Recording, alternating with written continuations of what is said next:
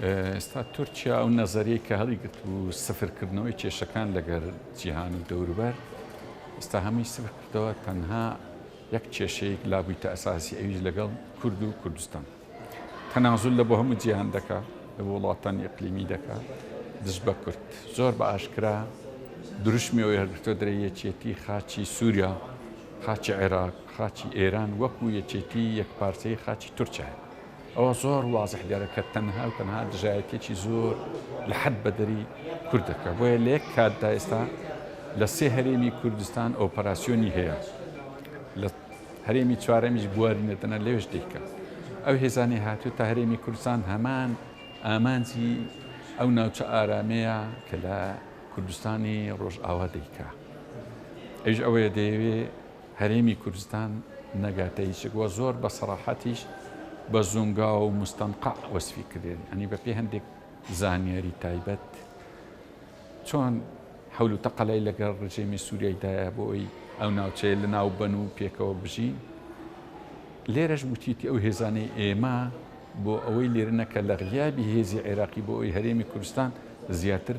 گەشە نەکە و عەرزی ئەوەشی عێراقی کردووە کە ئەگەر ئێوە هەندێک کار هەیە بیکەن سکاڵایەکەمان لەسەر لادەن بۆ نمونە ئێمە ناوین یەک دڵۆپە نەوتی هەرێمی کوردستان بڕوا و هێزەکانتان بهێنەوە ئێمە هێزەکانمان دەکشین هەموو ئەمانە وامان پێدرێت کە هەر هێزێک لە کوردستان هەر لایەن هەر سەرکردەی تەمای بە تورکیاوی لە بۆ ئەوەی یارمەتێکی کوردستاندا زۆر خراپ بە هەڵەتدا چووە هەڵەی گەورەتر لەوەی ئەوەیە پشتیوانی نێودەوڵەتی کە هەرێمی کوردستان هەیبوو بیگۆڕیەوە بە پشتیوانێکی ئیقلیمی لەوانە تورکیا تەبعاً ئێرانی شەر بەهەمان شێوە بەڵام جیاوازی هەیە هەریەکە تورکیا ئێستا دەتوانێت بین لە جیهاندا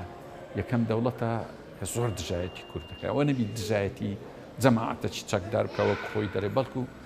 لە کۆسۆڤا لە دەرسی سەفی شاش دەرسی کوردستان دەخوێن لێرە ڕا قبول ناکات دەرێ نابی دەرسی لە گۆگڵ خەریتەی کوردستان هەیە ئەو لەوێ نیگەرانە یعنی دەبی بە جوان تێکدی بکەین تورکیا ئێستا دژمنی پلەیەکی هەموو هەر چار پارتی کوردستان خۆی گەر لە بەڵگەنامانی وێکلیکس تەمەشا دەکەین خودی پارتی دیموکراتی کوردستان و سەرکردەکەشی بە ئازارن لە دەست تورکیا چونکە تەعاملی تورکیا لەگەر هەموو لایەک خراپە حتا لەگەر پارتی دیموکراتی کوردستانیش ئێمەی کوردی هەرێم دەبی ئەومان لەبیر نەچی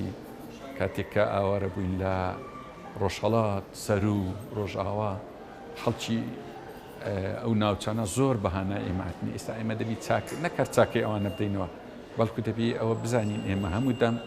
هەم ئەمە ئیشمان بەوان دەبی ئەوانش ئیشیان بە ئێمە دەبی ئاگدار بین دەبی یارمەتی دەربین زۆر نابی ڕێگریان لێ بکەین یان ئابڵوقیان دەین بە تایبەتی ئەگەر دەوڵەتەکی داگیر کرد ئەوەی بێ با ئەو بێوێ ئێمە ناوی بەجێ بکەین ئێمە ینی دوژمنان تەعامل لەگەر پارچەکانی کوردستان وەکو یەک دەکەن بەیەک چاو تەماشاکەن ئێمەش هەر چوار پارچەی کوردستان وا تەماشای یەکتر بکەین کە دوژمن تەماشامان دەکات کە ئەمە یەک چارە نووسمان هەیە وا باشە جامیعەیەکی کوردستانی وەکو جامیعەی عەرەبی هەیە دروست بی لە بۆ چارەسەرکردنی ئەو کێشانە و حیزبەکانی کوردستان چار چوار پارچەش هاریکاری یەکتر بن کەس جەماعەتێک دروست نەکات لە دژی جەماعەتەکەی تر لە دەرگای